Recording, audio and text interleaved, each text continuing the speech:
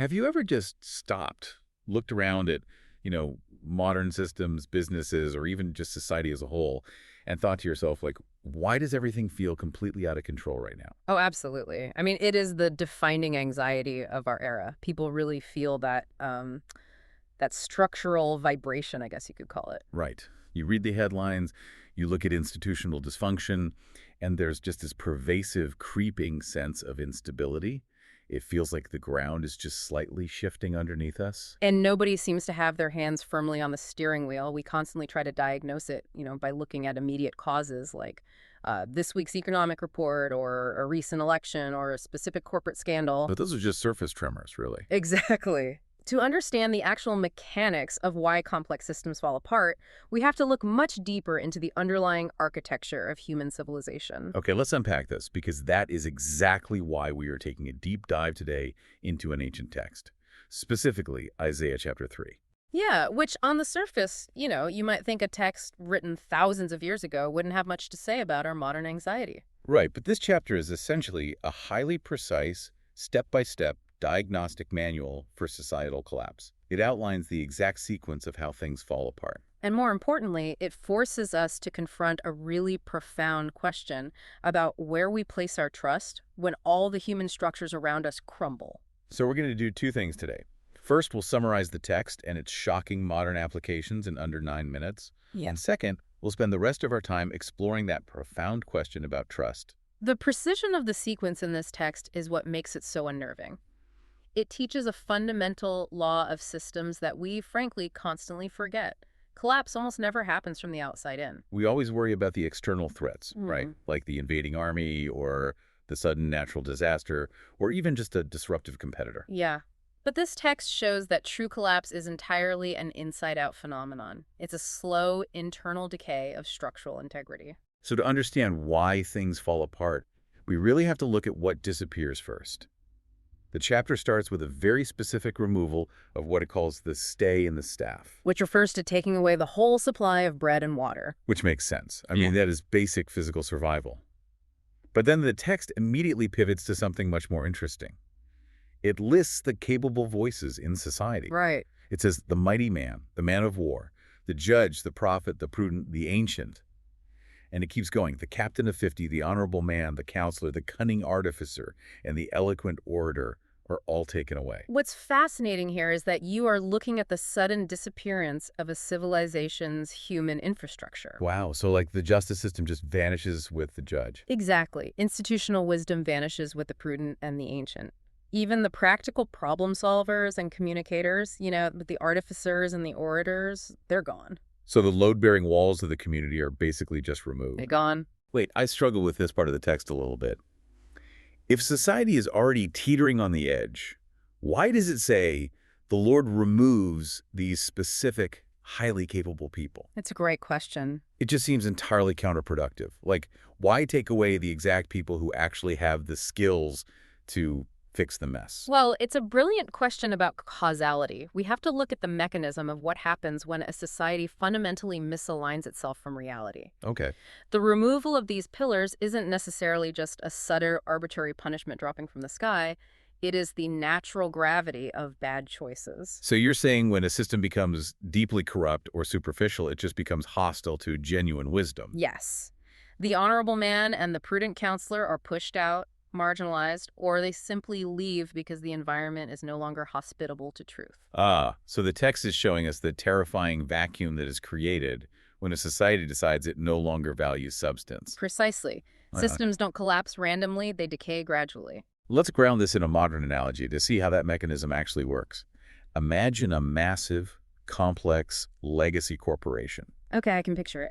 And overnight, all of the senior managers, the most skilled technicians, the wise mentors, and the seasoned executives just vanish. Oh, wow. Right. You walk into the corporate headquarters the next morning, the physical building is still standing, the desks are perfectly arranged, the servers are humming, the coffee machine is on. But the institutional memory is gone. Exactly. The people who actually knew how to navigate a crisis, the people who provided the structural integrity of the company's culture, are completely missing. And what happens to that company over the next 6 months? I mean, it doesn't instantly explode, it decays. Yeah. The mid-level employees who are left start cutting corners because no one is enforcing the standards. The junior staff panic because they lack guidance. Because an institution is not a building, right? It is a collection of people making decisions. Right. When you remove strong leadership and wise guidance, you are just left with inexperience and confusion. And the crucial takeaway here is that bad leadership behaves like water. It doesn't stay trapped at the top of the organizational chart. It leaks down. It finds every crack and leaks downward, damaging every single floor below it. Which brings us to the inevitable next stage of the collapse. Nature abhors a vacuum. When capable, mature leaders disappear, someone else is going to step into that void. And the text describes exactly who that is. It says, children and babes will rule over them. And the immediate result is absolute chaos. The text says the people are oppressed by their own neighbors. The child behaves proudly against the ancients and the base against the honorable. We are seeing the complete inversion of a healthy social hierarchy. The respect for lived experience, for wisdom, for proven track records, it's entirely eradicated. Wait, I have to challenge this phrasing for a second because babes ruling over them sounds suspiciously like the classic grumpy old man complaining about the younger generation. Oh, sure. Like, is this just ancient ageism? Are we just reading thousands of years of generational bias? It's very easy to read it that way, but let's look closer at the actual mechanism of the chaos being described. This is not about biological age. Okay, then what is it about? It is entirely about the capacity for emotional regulation and the weight of responsibility.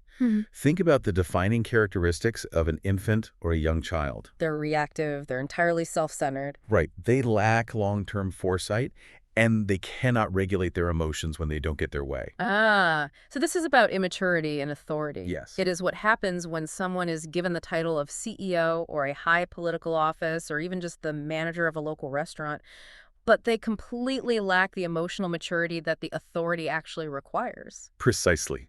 Skill without emotional maturity always leads to collateral damage.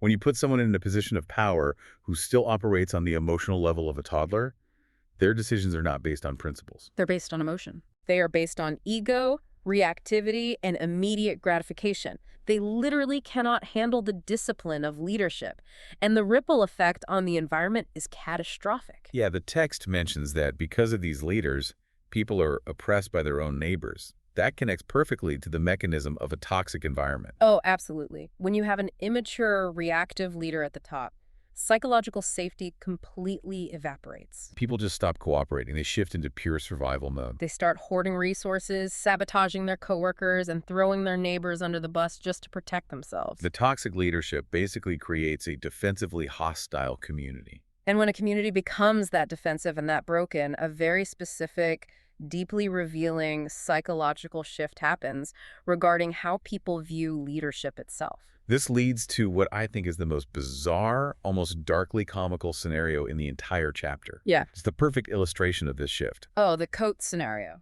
Yes. The coat. So society is essentially a smoldering ruin, right? And a man literally grabs his brother and says, "Thou hast clothing, be thou our ruler, and let this ruin be under thy hand." He is basically screaming, you own a functioning coat, you're in charge. It's wild. I mean, the bar for leadership is just dropped through the floor. It is the ultimate expression of desperation. Yeah, but the truly fascinating part of this scenario isn't the man asking. It's the brother's response. Right. The brother completely refuses. He swears he won't be a healer. He says, "In my house is neither bread nor clothing. Make me not a ruler of the people." He wants absolutely nothing to do with it. Let's analyze why he refuses, though. In a healthy, functioning system, people will fight tooth and nail for a leadership title. Yeah, they want the corner office, the prestige. Exactly. They want the influence. Why? Because in a healthy system, leadership comes with comfort and status. But when a system is a ruin, the illusion of prestige vanishes. Leadership suddenly requires massive, exhausting sacrifice. It requires taking the blame for a sinking ship. So people avoid responsibility exactly when it is most desperately needed. Yes, because everyone wants influence, but very few people actually want the crushing weight of accountability. The brother uses a very specific word, too. He refuses to be a healer. Because fixing a broken system isn't about managing. It's about triage. It is systemic surgery. It is thankless, painful work. And this text provides a sharp, enduring warning for anyone listening to this deep dive right now. Which is? Do not chase positions of visibility or authority in your career or your community unless you have the discipline, the readiness, and the sheer grit to handle the ruin. If you are only there for the coat, you will crumble under the weight of the actual job. Perfectly said. Here's where it gets really interesting, because the psychology of this text gets incredibly relevant to our current culture. So to recap the sequence so far, the load-bearing walls of mature leadership have vanished. Immature, reactive people are calling the shots. The system is toxic, and no one competent wants to step up and take responsibility for fixing the mess. The macro environment is terrifyingly out of control. So, how do human beings cope with that level of internal instability? The text tells us they obsess over their external appearance. It is the ultimate desperate coping mechanism. When human beings lose control of their environment, they hyperfixate on the things they can control. Yeah, the text shifts to this breathless, exhaustive section focused on the daughters of Zion. It describes them walking with haughty, arrogant walks, with wanton eyes, mincing as they go, making a tinkling sound with their feet. And then it launches into an overwhelming inventory of their accessories. But let's actually translate this, because reading a list of archaic words like wimples and crisping pins out of context sounds like a medieval fantasy novel. What are we actually looking at here? You really have to strip away the 17th century translation and look at the cultural equivalents. The text lists tinkling ornaments, round tires like the moon, mufflers, bonnets, stomachers, and crisping pins. Right, which means what today? Well, in modern terms, crisping pins are basically ancient curling irons. Okay. Stomachers are luxury, high-end corsets. The round tires like the moon are expensive, crescent-shaped jewelry. It is an exhaustive catalog of high-maintenance vanity. It is the absolute height of luxury branding and cosmetic obsession. Exactly. It paints a picture that is immediately recognizable. It's the psychology of control. It's like someone who is facing imminent financial ruin and their marriage is falling apart. So instead of dealing with the crisis, they spend 5 hours obsessively, meticulously organizing their pantry by color. Or it's the influencer who posts highly curated, flawlessly filtered lifestyle photos from a luxury vacation. While their actual daily life, their mental health, and their finances are in complete shambles, they are putting a fresh, high-gloss coat of expensive paint on a car that has a blown engine. We have to recognize that this is not just an ancient fashion critique. Yeah. The author is not simply saying, jewelry is inherently evil. Right, it's a profound psychological diagnosis of a collapsing society. The sheer volume of their accessories, that frantic need to pile on the bracelets, the veils, the luxury fabrics, it is directly proportional to their internal panic. They're trying to build a fortress of aesthetics to hide from the reality of their decay. But the text is brutally clear that this strategy is doomed.